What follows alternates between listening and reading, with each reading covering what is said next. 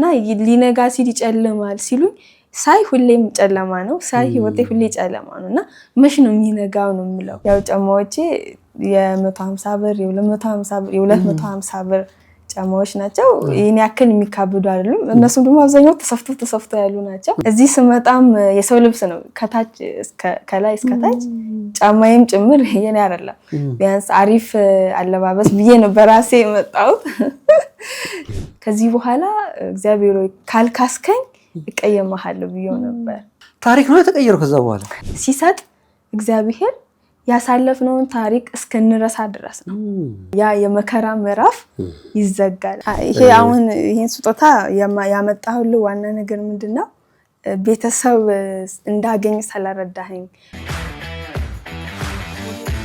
ሰላም የተወደዳችሁ ተመልካቾች እንደምን አላችሁ ዛሬ በንቁ ፖድካስት ስቱዲዮ የደስታ ቀን ነው ምክንያቱ ምንድነው ካላችሁ ሃይማኖት በለጠን ታስታውሷታላችሁ እዚህ ንቁ ፖድካስት ላይ ከዚህ በፊት እንግዳ ሆና ተገኝታ ታሪኳን አካፍላን ነበር በቃ በጎችን ይዤ በጎች ጋር ነው ማነበው ንባብ ማለት ነው በጎችን በቃ በጥንቃቄ ነው የምጠብቀው እነሱ ቀድሞኝ ከሄዱ ወደ ቤት እኔ እመታለሁ እረኛዋ ሃይማኖት ዛሬ ተመርቃ ጋውን ለብሳ ስቱዲዮአችን ትገኛለች እጅግ በጣም ደስ ብሎናል የሁላችንም የደስታ ቀን ነው የሚሆነው አሁን ሃይማኖትን እንቀበላታለን ልዩ ቀን ዛሬ ሃይማኖት በለጠ ሃይማኖት እንደምን አለሽ በስም የተወደዳችሁ ተመልካቾች ጭብጨባ ያስፈልጋል ኧረ ጭብጨባ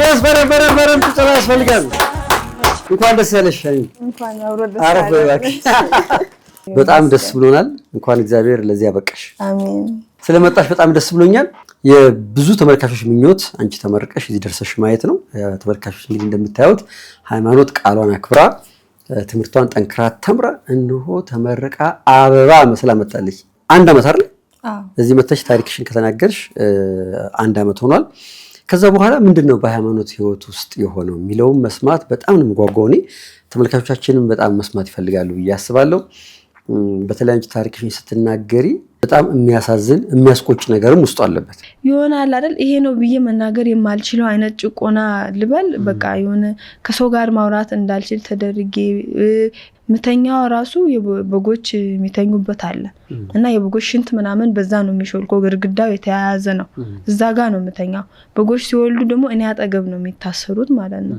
እና በዛ በኩል የሚመጣው ሽንቱ ምናምን በጣም ይሸታል ምተኛበትም ደግሞ የበጎች ጸጉር ስለሆነ በጣም ነው የሚሸተው እና ትምህርት ቤት ውስጥ ተማሪዎች አያስቀምጡኝ ማለት በግበክ ትሽቻለሽ እኮ አንቺ ሽንት ትሽቻለሽ እኮ ምናምን ዘርበይ ምናምን ይሉኝ ነበርና የዛኔ በጣም ነበር መሳቀቀው ማለት ነው እንደዛም ሆኜ ከ5 እስከ 10 ነው የምወጣው በቃ አነባለሁ በጣም አነባና ላይ ወደፊት ዶክተር መሆን ነው የምፈልገው በየጽፍ ነበር በእውነት በቃ ዶክተር ሆናለሁ እኔ ሐኪም ሆናለሁ ብዬ ነው የምጽፈው ሁሌ ታፋይ ላይ ሰውነቴ ላይ ማለት ነው በጎችን እየጠበኩት ሃይማኖት እንደዛ ይለፋችበት ህይወት ዳር መድረስ አለበት በዚህ በትንሽ ነገር መቆም የለበትም ብለው ብዙ ሰዎች ተቆጭተዋልና ታሪክሽን ካካፈልሽ በኋላ ባንቺ ህይወት ውስጥ ምን ሆነ የሚለውን በተነግሪኝ ደስ ይለኛል ባክሽ ፕሮግራሙ ከተለቀቀ በኋላ ብዙ ያልጠበቅኳቸው ነገሮች ነው የተፈጠሩልኝ ማለት እስከዛሬ ድረስ እግዚአብሔር የራሱ የሆነ ጊዜ እንዳለው ለነገሮች ለሁሉም ጊዜ እንዳለው እኔ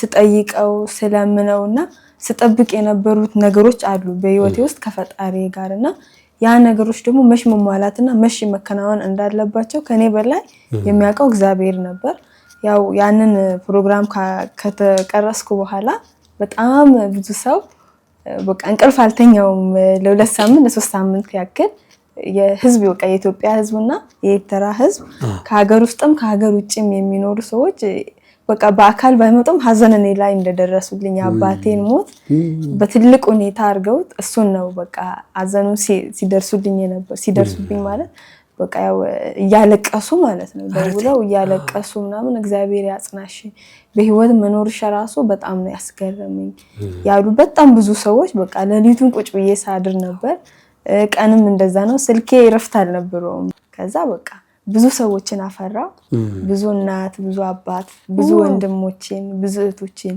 ይሄ ነው ማለት አልችልም አንቺ ወዚ ታሪክሽን መተሽ ታካፊ እንደው ምህረትን አይቼ ነው ብለሻል አይደል የምህረትን ታሪክ አይቼ በቃ ሲኔም ታሪኬን ባካፍል ብለሽ መጣሽ፣ ታሪክሽን አካፍለሽ ከዛ ወደ አርባ ምንጭ ተመልሰሽ ሄድሽ።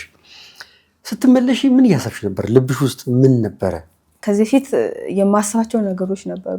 እኔ እንደዚህ ብሆን ብዬና አባቴ ባረፈበት ሰዓት ላይ ምንድነው የዛን ዕለት በጣም ከብዶኝ ነበር። ያረፈ ጊዜ ያለውበት ሁኔታ በጣም ከባድ ነበርና አባቴን ካስቀበርኩ ማታ ጊዜ ምን አልኩኝ ለራሴ ያለቀስኩ በድንኳን ውስጥ ከዚህ በኋላ እግዚአብሔር ካልካስከኝ እቀየምሃለሁ ብዬው ነበር። አሁን ዛሬ ለመናገር ስለፈለኩኝ ነውና ከዚህ በኋላ አልኩት በቃ ካሰኝና ካልካስከኝ ግን ያው አንድ የሚዋደዱ ሰዎች አሁን ለምሳሌ ልጅና አባት ይኮራረፉ የሆነ ነገር ካልገዛህልኝ ብሎና ከዚህ በኋላ ግን ካልካስከኝ እኔ እቀየምሃለሁ ብዬ ለራሴ ማልቀስ ጀመርኩ ማለት ነው። ለምን እንደዚህ ያልሽው? ካልካስከኝ ማለት ብዙ ሁሉ ነገር አጣሁ ነው በቃ ማለት ካልካስከኝ እቀየምሃለሁ ያልኩበት ነገር ምንድነው ከልጅነቴ ጀምሮ የመጣውበት መንገድ በጣም ፈተና ነው። ፈተና በፈተና ሆኖ አሁን ደግሞ እዚህ ጋር አባቴን በእንደዚህ አይነት ሁኔታ ካሳለፈው ነገር አንፃር በእንደዚህ አይነት ሁኔታ ሳጣው እንደገና ደግሞ ያለውበት ሁኔታ የዛኔ ከባድ ጊዜ ነበር። እሱን ደግሞ ሆኖ የኔ ከባድ ሆኖ የሱን መሞት ደግሞ የዛኔ ባለበት ሰዓት በቃ ከዚህ በኋላ የምትከሰኝ በምንድን ነው? ብቻዬን ተሰቃየው፣ ፍቅር ከቤተሰብ አላገኘውም፣ የሚያዝንልኝ የሚራራልኝ እኔ ያለውልሽ የሚለኝ የሚንከባከበኝ ሰው በህይወቱ በዓለም ላይ እስካለ የሚያገኘው ነገር አለ አይደለ ከሰው ያንን ነገሮችን እኔ አላገኘውም። ስለዚህ ከዚህ በኋላ አለኝ ብዬ የማስበው አባቴ ቢያንስ ተመርቄ የሆነ ነገር ሆኖ ምንም ነገር ረድቶኝ ባያውቅም ግን ቢያንስ አግዘዋለሁ ወይም ደግሞ ሰው ሆኜ ይመለከተኛል ብዬ ነበር። እሱንም ደግሞ እግዚአብሔር ነጠቀ። ያው አንዱን ሲነሳ እግዚአብሔር ደግሞ አድርጎ ሰጠ ማለት ነውና ከኢንተርቪው በኋላ ከተመለስኩ በኋላ ያው ኢንተርቪው ተፎሰተ። ከ3 ቀን ከ4 ቀን በኋላ በቃ ሰው በጣም መደወል ጀመረ፣ ድጋፍ ማድረግ ጀመረ። ሰው በዚህ መረባረብ ጀመረ። እኔ ያለውልሽ፣ እኔ እናት ሆንሻለሁ፣ እኔ አባት ሆንሻለሁ፣ እኔ እህት ሆንሻለሁ። ይሄ ማለት እየካሰኝ እንደሆነ እያሳየ እንዳልቀየሙ ፈልጓል ማለት ነው እግዚአብሔር። ልክ ነው። እና በቃ ሰው እኔ ያለውልሽ ምናምን የሚለኝ በዛ በቃ እና ሰው የሚጠበቅበት አለ አይደል? እናትና አባት ለልጁ አሁን ትምህርት ከሆነ አላማው ምንድነው የሚያስፈልግ የሚል ጥያቄ ነው የሚጠይቁት። ሌላም ነገር ከሆነ ምንድነው የሚቸግር ብሎ አይደል የሚጠየቀው። ስለዚህ ያገኘዋቸው እናትም አባትም የሆኑ ሰዎች ልክ እንደወለዱኝ ልጆቻቸው ምንድነው የሚቸግርሽ አሁን ላይ ምንድነው የሚያስፈልግሽ ምን እናርግልሽ እያሉ የሚጠይቁኝ ማለት ነውና ከፕሮግራሙ ከቀረብኩኝ በኋላ አልቆመም። የተወሰኑ ሰዎች አሉ ማለት ነው በህይወቴ ውስጥ አብረውኝ እየጠየቁኝ በየሳምንቱ የትምህርቴ ሁኔታ ምን ላይ እንደሆነ እና ደግሞ አለባበሴን ሁላ ያኔ አይተውኝ በቃ የሆነ አነስተኛ የሆነ ኢኮኖሚ ያለው ሰው አለባበስ ነው ጫማሽ ሁላ ብለውኝ አስመርጠውኝ በቪዲዮ መርጬ ጫማም ልብስም እንድገዛ አድርገዋል። እና አረ መጨብጨብ አለበት። የሚገርም ነው እውነት። ቪዲዮ ላይ ያለውን አለባበስሽን አይተው ማለት ነው። አለባበሴን ብቻ ከራሴ እስከ ጫማዬ ድረስ በጣም መዝነውኛል። እና በቃ ቢያንስ የሚያስፈልጋት ይሄ ይሆናል ብለው ለጫማ ቪዲዮ ሄጄ ገበያ እያሳየው ያስመረጡኝ ጫማ ልብስ ከዛ ቤቴን ቪዲዮ አሳይና ለቤትሽ ደግሞ የሚያስፈልገው ነገር ቤትም እንድትቀይሪ ወደ ትምህርት ቤትሽም አካባቢ እንድትገቢ ለታክሲም እንኳን እንዳትቸገሪ ትምህርት ቤት በቃ ነፃነት ኖሮሽ ቤት ክራይሽም ሳታስቢ ሳትጨናነቂ የምትሄጂበትን የባጃጅ የታክሲም ሳታስቢ ሳትጨናነቂ ብለው እንደ እናትና እንደ አባት የሚያስቡልኝ ሰዎችን አግኝቻለሁ ማለት ነው። በስመ አብ። በዋትስአፕ ቪዲዮ አድርገሽ ጫማ ቤት ትያለሽ። ከዛስ ምንድነው እነሱም ያዩታ ጫማውን? አዎ ከዛ ጫማውን አሳያለሁ። እነሱ ከዛ ወደዚህ የተመቻቸውን ፎቶ ስክሪንሾት አድርገው ይልኩልኛል።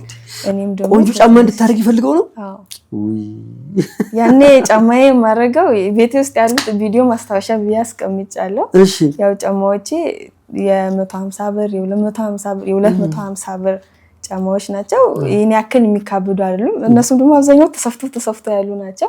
እዚህ ስመጣም የሰው ልብስ ነው ከታች ከላይ እስከ ታች ጫማዬም ጭምር የኔ አይደለም።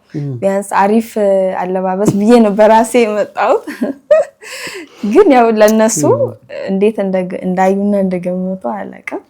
እና እንድበላ ምግብ ራሱ በቃ ጥሩ የሆነ ምግቦችን እንድበላ እንደ በጀት አድርጋ አንድ እህቴ ልካልኛለች። ቢያንስ በቃ ጥሩ ምግብ ለዚህ ያልክል ጊዜ ብለች ቢያንስ ኪሎ ጨምሪ ይሆናል። ኧረ ዝም በይ።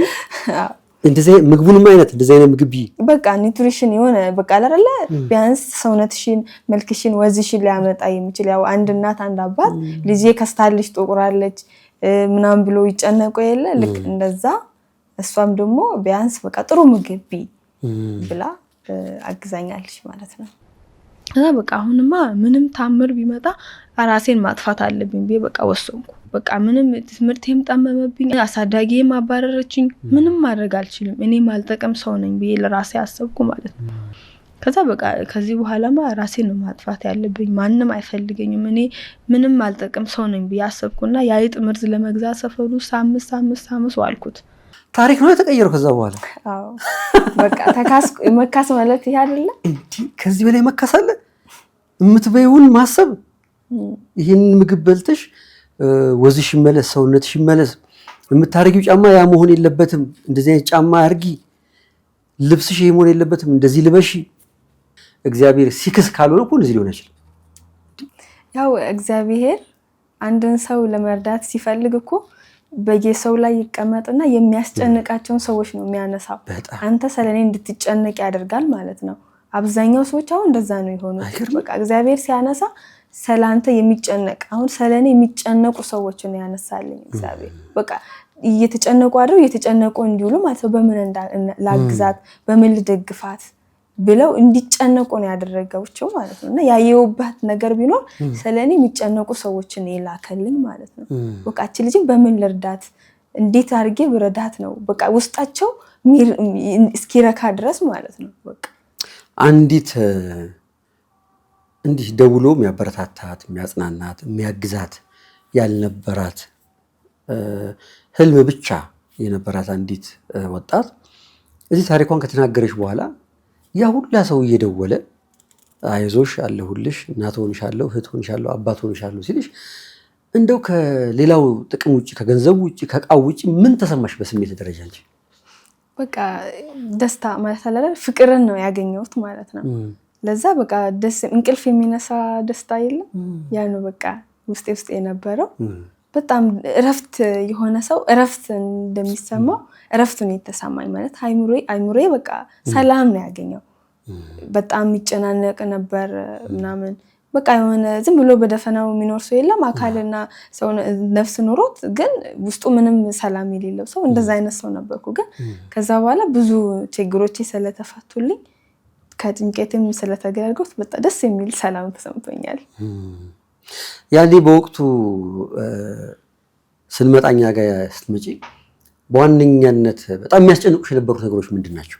የሚያስጨንቁኝ የነበሩት የትምህርት ቤቱን የሚጨርሳቸው ክፍያ እና ደግሞ የቤት ኪራይ የሁሉም ድርጅቱ ይከፍላል። ግን እዛ ላይ እንደነገርኩኝ የራሳቸው የሆነ ባጀት ስላለው በዛ በባጀቱ ልክ ስለሚመጣ ከዛ መሀል ላይ ያሉትን እኔ ነኝ የምከፍለው።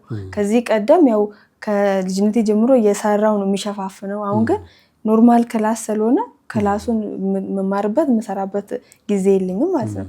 ለዛ እነዛ ነገሮች ያስጨንቁኛል። እነዛ ደግሞ ተፈቱልኝ ማለት ነው። ተፈቱ። አሁን የቤት ኪራዩ ምናምን እንዴት ነው የከፈሉልሽ? ማለት የአመቱን የከፈሉት የሶስት ወር ነው ወይስ በየወሩ ነበር ሲከፈል የነበረው ቤት ኪራዩ ምናምን? በዛ ጊዜ ሁሉም የኢትዮጵያ ሕዝብና የኤርትራ ሕዝብ ሙሉ የራሳቸውን ያቀማቸውን ሰጡኝ ማለት ነው። ብር ላኩልሽ? አዎ ሁሉም የዚህን ያሉት ነገር የለም። በቃ እንዳልጨናነቅ ያለኝን ነገር መሸፈን እንድችል ማለት ነው። ሁሉም ናቸው የላኩት። ተማሪ ሁላ ሳይቀር የራሳቸውን ያክል ያቀማቸውን ያክል ልከውልኝ እየደወሉ ላይ ጠየቁኛሉ እና ሁሉም ያቀሙን ያክል ነው ያደረገው። እግዚአብሔር ትንሹ የተላከችልሽ ብር ስንት ነች? ትንሹ የተላከችልኝ 200 ብር። ውይ አይገርም።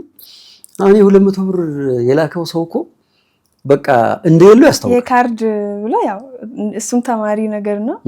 የካርድ በቃ ካርድ እንትን የምትይበት አንዳንድ ነገር የምትጠቀምበት ማለት የሆነች ነገር ልክ ያለው ግን ትንሽ ናት። ያው ለካርድ ምናምን እንድትሆንሽ። ስለዚህ ያኔ ከቀረብሽ በኋላ እየደወሉ ያበረታቱሽ ያጽናኑሽ ሰዎች አሉ። ቪዲዮዎች በተለቀቀ ወር ውስጥ እየደወሉ አይዞሽ በርቺ ያሉ የሚችሉትን ያገዙ ሰዎች አሉ። ከዛ በኋላ ደግሞ አመቱን ሙሉ ካንቺ ጋር የቀጠሉ ሰዎች አሉ። አመቱን ሙሉ እያስተማሩሽ እስከመረቅ። ኧረ ዝም በይ። የስ ጀግኖች ጀግኖች ጀግኖች፣ እውነት በጣም የሚገርሙ ሰዎች ናቸው። ለምረቃዬ ብዙ ነገር አስቤ ነበር። አልመረቅም በቃ ከሰዎች ጋር እኩል ሆኜ እንደዚህ አልለብስም፣ ጫማ የለኝም፣ የልብስ የለኝም፣ የክፍያ የለኝም ብዬ አስቤ ነበርና የዲፌንስ ሳቀር በራሱ ኳሊቲ ያለውን ልብስ እንድለብስ ተብዬ ገንዘብ ለዛሽ ቀን ተብሎ ድጋፍ ከተደረገልኝ ውጪ ለዛሽ ቀን ተብሎ ገንዘብ ተልኮልኝ ከጓደኞቼ ጋር ተመሳሳይ ልብስ አሰፍቼ ደስ በሚል ሁኔታ አክብሬያለሁ ማለት ነውና ያንን ከዚህ በፊት አላሰበውም። ሁሌም ለጓደኞቼ እነግራቸዋለሁ እኔ ከናንተ ጋር ዲፌንሱን እንደዚህ ሆኜ አላቀርብም እያልኩኝ ማለት ነው። በፊት ማለት ነው። አዎ በፊት በግልጽ ነው የምነግራቸው። እንዴት ስንቀመጥ በቃ ያው ገንዘብ ያስፈልጋል ለዲፌንስ፣ ለፀጉር፣ ለጫማ፣ ለልብስ ሁሉም ነገር ፕሮቶኮል ስላለው ግዴታ ያንን ነገሮች ያስፈልጋሉ። እኔ ደግሞ ብዙ የሚጎሉኝ ነገር ስላሉ ያንን መሞላት አልችልም ማለት ነውና አሁን ግን እግዚአብሔር ይመስገን ደስ በሚል ሁኔታ ከጓደኞቼ ጋር በተመሳሳይ አሳልፌያለሁ። ከዛ በኋላ እንዴት ነበር ቤት ኪራይ ከፈልሽው? ደረትሽን ነፍተሽ መቼም ከዛ በኋላ በቃ ሰላም ቤት ማን ነበር ቤት ኪራይ ያለው? ማለት በፊት የቤት ኪራይ የምከፍለው አሁን በጣም ስቸገር ከአሁን ለምሳሌ ከአንድ ተማሪ ኮርሶርኩ በኋላ የቤት ኪራዩን ከከፈልኩኝ ለሷ ለመመለስ ከሌላ ሰው ነው የምወስደው። ለሆነ ጉዳይ ፈልጌ ነው ገንዘብ አለሽ ብዬ አንዷን ተማሪ ጠይቃለሁ። እሺ ብላ ካሰጠችኝ የሷ ካልበቃ ከሌላዋ እቀበላለሁ። ሁለቱን አንድ ላይ አድርጌ ከፍላለሁ። ከዛን ብድር አቆየች እንዳይባልብኝ ደግሞ ከሌላ ሰው ወስድና የዚችን ከፍላለሁ። ከዛ የዚችን ሰጥቼ የዚችን ደግሞ ብድር አለብሽ እንዳይባል መሀል ላይ እንዲህ ያሽከረክሩ ገንዘብ ሲመጣልኝ ደግሞ ዳይን ጨርሳለሁ ማለት ነው። እሺ በቃ ያንን ሳደርግ ግን በጭንቀት ውስጥ ነኝ። በቃ ገንዘብ ስወስድ ማቆየት አልወድም። የለኝም ግን በፍጹም ቢሞት ገንዘብ ከሁለት ቀን ምናምን እንዲቆይ እንድጠየቅም አልፈልግም። ያው የደሃ ኩሩ የሚባል አይነት ነኝ። ተበዳሪ እንደገና የደሃ ኩሩ ተበዳሪ ከእንደገና ደግሞ ኩራት አለ። ቶሎ ወስጄ ቶሎ በቃ መለሰች እንዲባል ሃይማኖት እኮ ብድር አታቆይ ምናምን እንዲባል ሌላ ጊዜ ለመስጠት የኔ ያክል አይጨናነቁም። ምክንያቱም አንድ ቀን ካሳደርኩ ንጋታው ከፍላቸዋለሁ። የሚቀጥለውም መበደር ስላለብሽ ቶሎ መመልሽ። ከዛ በኋላ ታሪክሽ ከተቀየረ በኋላ ብዙ ሰዎች ካገዙሽ በኋላ እንዴት ሆነ ታዲያ? ከዛማ በቃ ብድር የምበደረውንም አቆምኩኝ። አበዳሪ ሆኛለሁ ማለት አበዳሪ ኧረ መጨብጨብ አለበት። የስ አሁን ከተበዳሪነት ወደ አበዳሪነት ያንቺ ምርቃት ቀላል አይደለም አይደል? ለአንቺ ብቻ ሳይሆን ለኔም ለንቁ ፖድካስት የቡድን አባላትም ለንቁ ፖድካስት ተመልካቾችም በጣም በጉጉት የምንጠብቀው ነው ያንቺ ምርቃት። ምርቃትሽ አካባቢ ምን ነበር የሆነው? ምን ተሰማሽ? ምን አደረግሽ? እንዴት ተመረቅሽ? ያው ምረቃይ ሲደርስ ማለት አንዳንድ ጊዜ የሆነ ካለፍኩ በኋላ ወደኋላ የምታስባቸው ነገሮች አሉና ምረቃዬ ሲደርስ የሆነ እንደ ህልም ነው ኑሮዬ ሁላ ይመሰለኝ። ማለት የኖርክ ያለዋቸው ነገሮች ህልም ነው የመሰሉኝ ማለት ነው ያሳለፍኳቸው ያለዋቸው ነገሮች እና አሁን ላይ እዚህ ላይ ደርሼ ለምረቃዬ መብቃቴ ሁላ በጣም ነው ያስገረመኝ። ማለት እነዚያን ጊዜያቶችን አልፌ አሁን ልመረቅ ነው እንደ ብዬ በጣም በቃ ቀኑ እስኪደርስ ድረስ በጣም ታሳስብ ነበርና መጀመሪያ በፊትም ምረቃዬን ካካሄድኩም እላለሁ ሄጄ ምንም ባይኖረኝ ከነቢጤዎች ጋራ ማሳለፍ ፈልጋለሁ። ምክንያቱም ያው እኔም የነሱ አካል ነኝ። አንድ ሰው ሲደግስ ደስታውን የሚገልጸው ጎረቤቶችን ጠርቶ አይደለም፣ ያው አብሮ የኖረበትን አብሮ የቆየበትን ማህበረሰቡን ጠርቶ ነው የደስታውን ተካፋይ ሆኖ የሚደሰተው። ስለዚህ ለኔ ደግሞ እኔ ልጠራቸው የፈለኩኝ ነገር ከነሱ ጋር ማሳለፍ ነው። አባቴ ደግሞ ቢኖር ጓደኞችን ጥራ ብለው ደግሞ የሚጠራቸው የራሱን መሳይ ሰዎች ነው። ስለዚህ እኔ ደግሞ ማክበር ያለብኝ ከነሱ ጋር ነው ማለት ነው። አባትሽ ሊጠራቸው ከሚችላቸው ሰዎች ጋር ነው። ያው እሱም የነሱ አካል ነው። እሱም ሲለምን አይደለ ራሱን ሲያስተዳድር የነበረው። ስለዚህ እነሱ የሱ ጓደኞች ናቸው ማለት ነውና አባቴ ደግሞ ይለምናል ማለት ነው። የቤተ ክርስቲያኑ በረንዳ ላይ ከነቢጤዎች ጋር ቁጭ ብሎ ማለት ነው። ለምን በቃ ስራ የለውም አባቴ ማለት ነው። ቀደም ብሎ ነው መለመን የጀመረው ማለት ነው። እና ቆሜ ነው እሱ ማየው እና ቆሜ ተደብቄ ነጠላዬን ሸፍኜ አያለሁ እሱ እና በቃ እንትን ልብስ ለብሶ ምናምን ሳይ ለምንድን ነው ግን እንደዚህ እኔ ላይ ነው እሱ የሚመጣው እላለሁ። በቃ እና ቢኖረኝ እላለሁ በቃ ቢኖረኝ አባቴን ባነሳው እላለሁ የዛኔ ማለት ነው። በቃ ምረቃዬን ማከብረው ከነሱ ጋር ነው ብዬ ነው ማስበው። ከነቢጤዎች ጋር ነው። ከነቢጤዎች ጋር ያው ምንም ነገር ባላዘጋጅም እላለሁ ትንሽ ነገር አድርጌ ለነሱ እየሰጠው አከብራለሁ ብዬ ነው ያሰብኩት። እንደዚህም በሰፊው መቅዶኒያ ላይ አብሬ እንደዚህ የተለያዩ ምግቦችን አዘጋጅቼ አከብራለሁ ብዬ አላሰብኩም። ኦኬ አሁን ምርቃት መቄዶንያ የተካሄደው? አዎ በመቅዶኒያ በአርባ ምንጭ ቅርንጫፍ በመቅዶኒያ ነው። እነሱ ጋር ባከብር ይሻላል ብዬ ድንኳን ተከራይቼ ሁሉንም ነገር አድርጌ ነው እዛ። ኧረ ጨብጭቦ በእናትህ ጎበዝ ጎበዝ ልጅ። ምርቃት ላይ ከተገኙ ሰዎች መካከል በጣም ያስገርምሻል የተገኘ ሰው? አዎ ማለት አብዛኛው ሰዎች ብንገኝ ብንችል ብንገኝ ብለዋል። እና አንድ እህቴ ፊዮሪና ትባላለች ስዊዘርላንድ ነበር የምትኖረው እና ቀድማ እኔ ጊዜው መቼ እንደሆነ ከታወቀ እኔ መጥቼ አስመርቅሻለሁ አለች ትለኝ ነበር ማለት ቀደም ብላ ማለት ነው። እና አጋጣሚ ሆኖ እሷ ደግሞ እዚህ የሆነ ጉዳይ ሆኗት የምትመጣበት ጊዜ ጋር ያው እግዚአብሔር ነገሮችን አጠጋጋ መሰለኝ እሷ ስትመጣ የኔ ፕሮግራም ደግሞ በዛ ጊዜ ሆነ። ከምረቃዬ ቀደም ብላ ነው የመጣችው። ምረቃቴ በ25 ሆኖ እሷ በ23 ነው የመጣችው። 40 ምንጭ መጣች? ኧረ ተይ! ኧረ በስመ አብ ጎበዝ! የሚገርም ነው። እሺ እግዚአብሔር ይመስገን። ከፊዮሪ ጋር ደግሞ ደስ በሚል ሁኔታ ከተለያዩ ሰዎች ጋር እንደ እናት እንደ አባት ሲሆኑኝ የነበሩ ቤተሰቦቼ ደስ በሚል ሁኔታ በቃ እናትና አባት እንዳለው ልጅ ሆኜ ነው የተመራኩኝ። ሁሉም ነገር የሆነ ጊዜ እንደሚያልፍ ነው ማለት የሆነ ጊዜ ነገሮች ያበቃሉ። ግን ያን ነገሮች እስከሚያበቁ ድረስ መጠንከር ያስፈልጋል ማለት ነው። እኔ የሆነ ጊዜ ምስካሪ ለመሆን ማለት በቃ እግዚአብሔር የሰው ልጅን እንዴት አንስቶ እንዴት ቦታ እንደሚያደርስ ምስካሪ ለመሆን ሰው መበርታት አለበት ማለት ፈተናዎች ሁሉ የሚመጡት የሆነ ቀን ሊነጋ ሲል ይጨልማል እንደሚባለው በፊት ምንም አይመስለኝም ነበር ማለት ሰው አይዞሽ በርቺ ለበጎ ነው በቃ ሊነጋ ሲል ይጨልማል ይሉኛል። እና ሊነጋ ሲል ይጨልማል ሲሉኝ ሳይ ሁሌም ጨለማ ነው ሳይ ህይወቴ ሁሌ ጨለማ ነው እና መች ነው የሚነጋው ነው የምለው። ያን ነገሮችን ሁሌ አልቀበልም እኔ ማለት ያለውበት ነገርም እንድትቀበል አያደርግም። አንዳንዴ ቶሎ የሰው ልጅ ቶሎ መካሰን ነው የሚፈልገው ወይም ደግሞ ቶሎ እግዚአብሔር እንዲመጣለት ነው የሚፈልገው እና እግዚአብሔር አልሰማኝም እግዚአብሔር ሊረዳኝ አልቻለም የሚባል ነገር እንደሌለ ነው ማለት ነው። እና እኔ ምስክር ነኝ ማለት የሆነ ቀን እግዚአብሔር በምን እንደሚከሰን አናውቅም ማለት በህይወታችን ውስጥ ያለን ችግር አለ እያለቀስንበት ያለንበት ነገር ወይም ደግሞ እግዚአብሔር እንዲፈታልን የምንፈልገው ነገር አለ እና እግዚአብሔር የሚፈታው በራሱ ጊዜ ነው። እስከዛ ግን ማንባት ያለ ነው ማልቀስ ያለ ነው መቸገር ያለ ነው እና ጊዜ አለው እግዚአብሔር ጊዜ አለው። እኔ አሁን ብዙ አመት ለመንኩት ብዙ አመት ችግሬን እንዲፈታ ጠየቅኩት። ለሱ ግን ጊዜው የሆነ ሰዓት ነበር ማለት ነው። የሚክስበት ጊዜ ነበር ሰውን የሚሰጥበት ጊዜ ነበር። ቀድሞ ቢሆን ኖሮ ምን እንደሚሆን አይታወቅም ማለት ነው። ስለዚህ እግዚአብሔር ሲሰጥ የፊተኛውን አይቶ የኋለኛውን አይቶ ነው ማለት ነው። አሁን ብሰጠው ይሄ ሰው ምን ይሆናል ነገ ደግሞ ብሰጠው ይሄ ሰው ምን ይሆናል ይላል። ስለዚህ እግዚአብሔር በፊት ሰጥቶኝ ቢሆን ሁሉ ነገር የገንዘብ ችግሮች የሚፈቱትም የሆነ የሰውም ነገር ሆኖ ቢሆን ሰውም መጥፊያ የሚሆንበት ጊዜ አለ።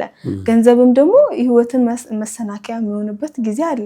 ስለዚህ የዛኔ ተሰጥቶኝ ቢሆን ሁሉም ነገር ወይ የሆነ ነገር መሆንበት ይሆናል። አሁን ደግሞ የተሰጠኝ ምናልባት ካሳለፍኩት ህይወቴ የሚመጣው ህይወቴ ከባድ ሊሆን ይችላል። ስለዚህ ያንን አሁን ማለፍ እንዲችል የሚመጡትን ነገሮች እንዳልፍበትም ሊሆን ይችላል እግዚአብሔር አሁን ላይ የሰጠኝ ማለት ነው። እና ሁሉም ነገር ጊዜ አለው ጊዜ እንዳለው ማለት ነው። ነገሩን ሁሉ በጊዜው ውብ አድርጎ ሰራው አይደል የሚባለው መጽሐፍ ቅዱስ ላይ። ስለዚህ ለኔ ህይወት እግዚአብሔር ነገሩን ሁሉ በጊዜ ውብ አድርጎ ነው የሰራው ማለት ነው። ስለዚህ አሁን መናገር የምፈልገው እግዚአብሔርን እየለመኑና እየጠየቁ ያሉ ሰዎች እየጠበቁ ያሉ ሰዎች በቃ እግዚአብሔርን እየለመኑ ያሉ ዘገየብን የሚሉ ሰዎች እግዚአብሔር ቢዘገይም የሆነ ነገር አዘጋጅቶ ነው ማለት ነው እና ሲሰጥ እግዚአብሔር ያሳለፍነውን ታሪክ እስከንረሳ ድረስ ነው። በቃ ይሰጣል፣ ረስቷል አልረሳም፣ አሁንም ይሰጣል፣ ረስቷል አልረሳም እያለ ነው የሚሰጠው ማለት ነው። ሲሰጥ ባንዴ ሰጥቶ ይበቃዋል አይልም። በቃ ያሳለፍከውን እስክትረሳ። እኔ አሁን ፋይሌ ተዘግቷል በመቄዶንያ በቃ ያሳለፍኩት ህይወቴ የመከራዬን ህይወት ዘግቻለሁ። ከዚህ በኋላ ስለዛ ርዕስ ማውራትም ማንሳትም አልፈልግም በቃ ምክንያቱም ምዕራፍ ተዘጋ ማለት ነው። እግዚአብሔር እዛሽ ቀን እስከደርስ ድረስ ነው ያንን ስቃይ ያንን መከራ። ስለዚህ ያንን ምዕራፍ መዝጋት አለብኝ ማለት ነው። በአዲስ ምዕራፍ ነው ደግሞ መቀጠል ያለበት ማለት ነው። የሆነ ጊዜ በቃ ምዕራፍ ይዘጋል ማለት ነው። ያ የመከራ ምዕራፍ ይዘጋል እና ያየውበት ነገር እግዚአብሔር ሲሰጥ ያሳለፍነውን ታሪክ እስክንረሳው ድረስ ነው ማለት ነው እና ሁሉም ሰው ይጠብቅ፣ ተራውን ይጠብቅ። ለሆነ ሰው ሲሰጥ ሁለት ሰዎች አብረው ቢለምኑ ለሆነ ሰው ቀድሞ ቢሰጥ እግዚአብሔር ለዛ ሰው ቀድሞ የሰጠው ያ ሰው ምን ሊሆን እንደሚችል ስለሚያውቅ ነው። ስለዚህ ለእንትና ተሰጠ እግዚአብሔር እኔን ግን አልተመለከተኝም ስንል ያ ሰው ስንት ዓመት እየለመነ እንዳለ አናውቅ። እኛ የኛን ነው የምናውቀው። ያ ሰው ስንት ጊዜ እየጠየቀ እንዳለ አናውቅ። ስለዚህ ሁሉንም በየተራ እግዚአብሔር ይሰጣል ማለት ነው እና ሁሉም በጊዜ ውብ አድርጎ የሚሰጥ አምላክ የተመሰገነ ነው። አረ ጭብጭባ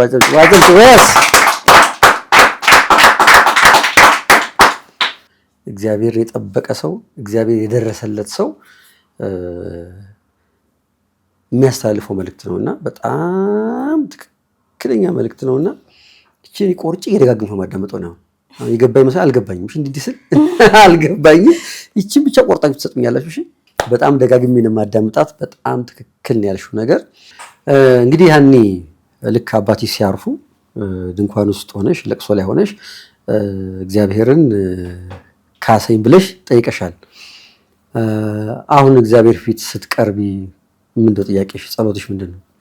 ተመስገን ነው የምለው። ተመስገን ነው በቃ ተመስገን። እንደዚህ በቃ ስለካስከኝ እዚህ ስላደረስከኝ ተመስገን።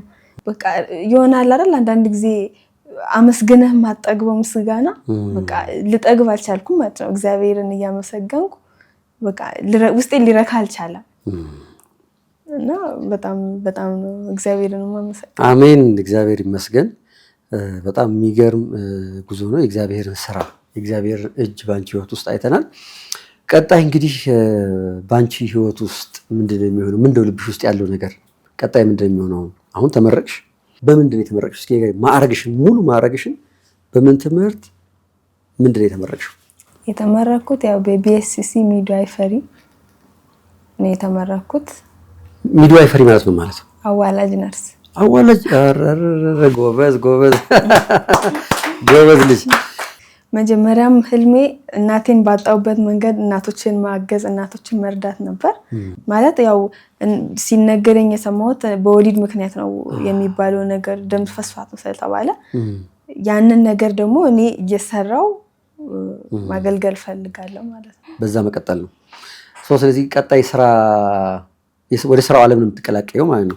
የተወደዳችሁ ተመልካቾቻችን አሁን የሚቀጥለው ደግሞ እንግዲህ ስራ ነው የሚሆነው። ተመርቀሻል። መመረቅ ብቻ ሳይሆን ልብ ውስጥ ህልም ያለው ሰው መቅጠር ቀላል ነገር አይደለም። አሁን አንቺ ይሄ ሙያሽን መስራት የምትፈልጊው ለእንጀራ ብቻ አይደለም አይደለም። እናትሽ በዛ መንገድ ህይወታቸውን ስላጡ፣ ስለዚህ አንቺ እናቶችን መካስ እናቶችን ማገልገል ትፈልጊያለሽ። ስለዚህ እንደዚህ አይነት ፍላጎት ያለውን ሰው ድርጅት ላይ ሆስፒታል ላይ መቅጠር በጣም ትልቅ ነገር ነው ብዬ አስባለሁ። በሙሉ አቅሙ በሙሉ ኃይሉ ስራውን እንዲሰራ የሚያደርገው ውስጣዊ ገፊ ኃይል ስላለው ማለት ነው። ስለዚህ እንግዲህ ሆስፒታል ያላችሁ እዛ አካባቢ የምትሰሩ ሰዎች ደግሞ እንግዲህ የሃይማኖትን ስልክ እናስቀምጣለን፣ ደውሉላት። ይህ በንቁ ፖድካስት ስቱዲዮ የተደገሰ የምርቃት ፕሮግራም ነው። ሃይማኖት ተመርቃለች፣ ደስ ብሎናል። እስቲ ሁላችሁም ኮሜንት ላይ ሃይማኖት ደስ ብሎናል እንኳን ደስ ያለሽ እያላችሁ ኮሜንት አድርጉ። ኮሜንት የስ እንግዲህ ይህንን ኬክ በሃይማኖት ስም አዘጋጅቶ የላከልን ዛይን ኬክ ነው። ዛይን ኬክን ከልብ እናመሰግናለን። አንድ ስልክ ደውለን ዛሬ የደስታችን ቀን ነው ሃይማኖት ትመረቃለች ብለን ስለ ሃይማኖት ነገርናቸው። በጣም በደስታ እንኳን ደስ ያለሽ በሉልን ብለው ይህንን የመሰለ ኬክ ሰርተው ልከውልናል። እንግዲህ ምርቃት፣ ድግስ፣ ፕሮግራም፣ ልደት ካለባችሁ ዛዮኖች ጋር መደወል ነው። ስልካቸው ከስራ አለ። ምርጥ ኬክ ሲያዩት የሚያምር ሲበሉት የሚጥም ኬክ አዘጋጅተው ይልኩላችኋል በያላችሁበት ማለት ነው። መታችሁም እነሱ ጋር መገልገል ትችላላችሁ። ዛይን ኬክ ከልብ እናመሰግናለን። ምን ይባላል? ልዩ ቀን ነው ልዩ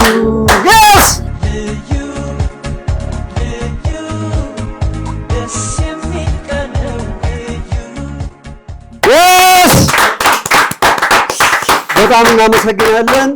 የሃይማኖትን ሁኔታ ተረድተው አመቱ ሙሉ ሲያግዟት አይዞሽ ሲሉ በብር በሞራልም በቁሳቁስም ሲያግዟት ሲደግፏት የነበሩ ደጋግ ኢትዮጵያውያን አሉ።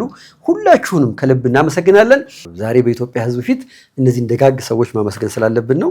እሺ ያው እንዲጋውኔን እንደለበስኩ ያው ይሄ የመጨረሻኛ እዚህ የደረስኩበት ስለሆነ ከጅምሩ ሁሉንም ላመስገን እንዳመሰግንና እዚህ መጥቼ ደግሞ ይሄን እንድናገር በመጀመሪያ እድሉን ስለሰጠኝ አመሰግናለሁ።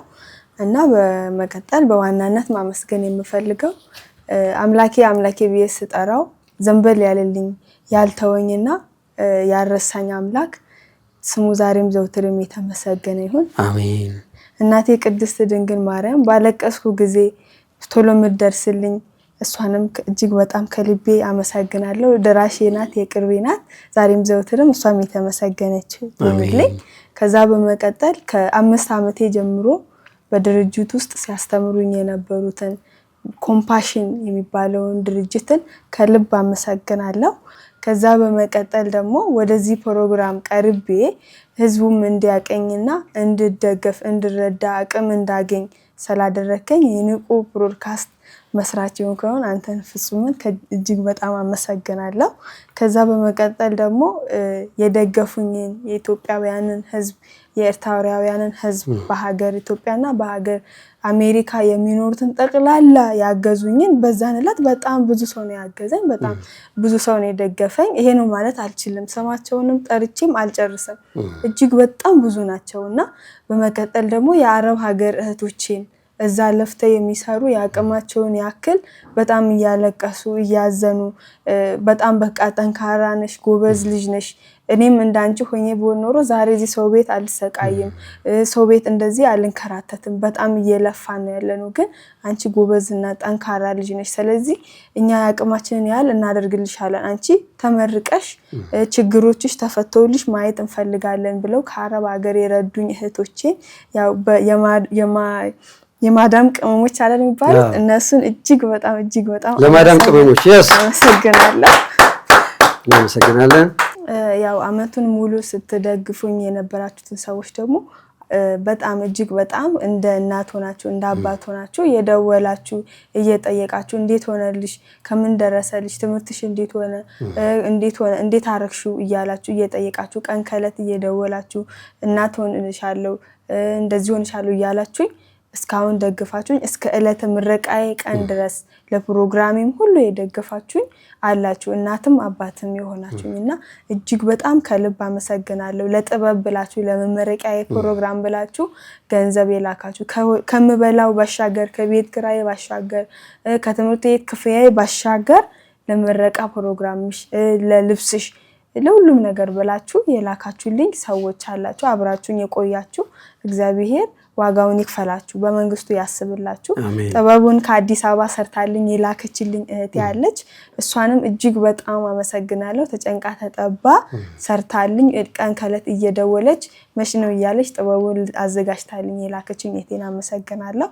እንደገና ለማስመረቅ የመጣችውን እህቴን እጅግ በጣም አመሰግናለሁ። ዛሬ እንደዚህ ለብሼ እንድመጣ ያደረገኝ የሷን ልብስ ነው። ስለዚህ እሷንም ከልብ አመሰግናለሁ። በራሷ እዚህ ከፕሮግራሙ በኋላ ጠርታኝ ከውጪ ስትመጣ የስልክ ስጦታ ብላ አምጥታልኝ እዚህ አዲስ አበባ ሰርፕራይዝ አድርጋኛለች። አሚሮሽ ማረፍ አለበት ብላ እረፍት እንዳደርግ ብላ እዚህ ራሷ ጋር አክርማኝ 1 ሳምንት አቆይታልካኛለች። እጅግ በጣም አመሰግናለሁ። እናቴ ነሽ፣ በጣም ነው ማመሰግንሽ። እና ለአንተ ደግሞ አንድ ስጦታ አለ። ኧረ በለኛ ስጦታ በቃ እኛ እኮ መምጣትሽ ራሱ ለኛ ስጦታ ነው። ጠንክረሽ ተምረሽ መመረቅሽ ለኛ በጣም ትልቅ ስጦታ ነውና ይሄ አሁን ይሄን ስጦታ ያመጣሁልህ ዋና ነገር ምንድነው?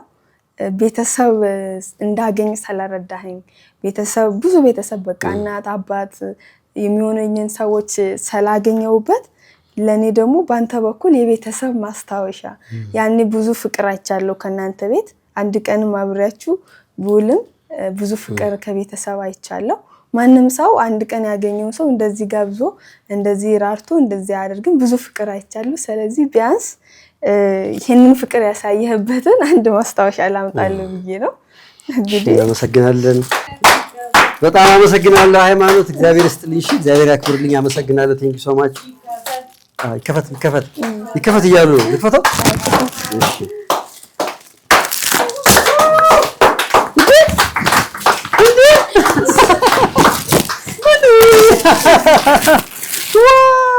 በስመ አብ እንጂ በፍጹም አልጠበኩም። እንዴት ከየት አግኝተሽ ነው ይሄንን?